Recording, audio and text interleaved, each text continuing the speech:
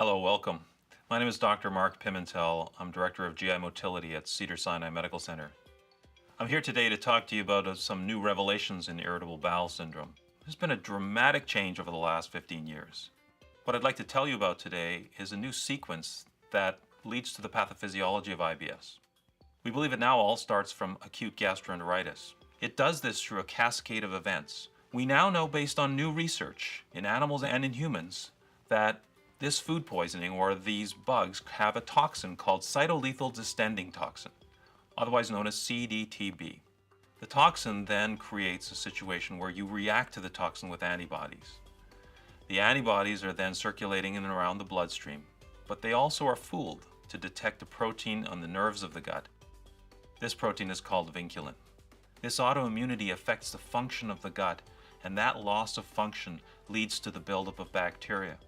Bacterial overgrowth is a concept where the colon bacteria have migrated into the small intestine and is due to stasis or poor motility in the small intestine. In animal studies, there's now been a link between food poisoning and the development of bacterial overgrowth, with a phenotype in animals very similar to humans.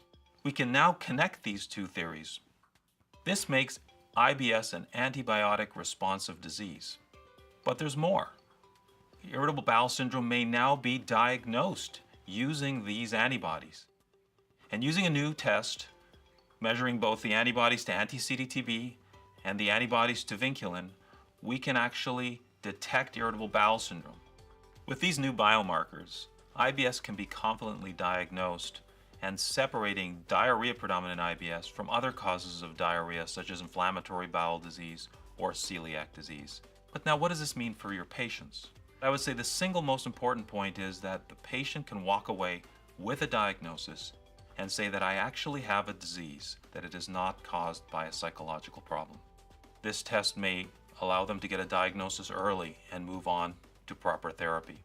We're very excited about these new developments and hope this test will evolve in the future to even include patients with constipation-predominant IBS and even mixed irritable bowel syndrome. The world of IBS is changing.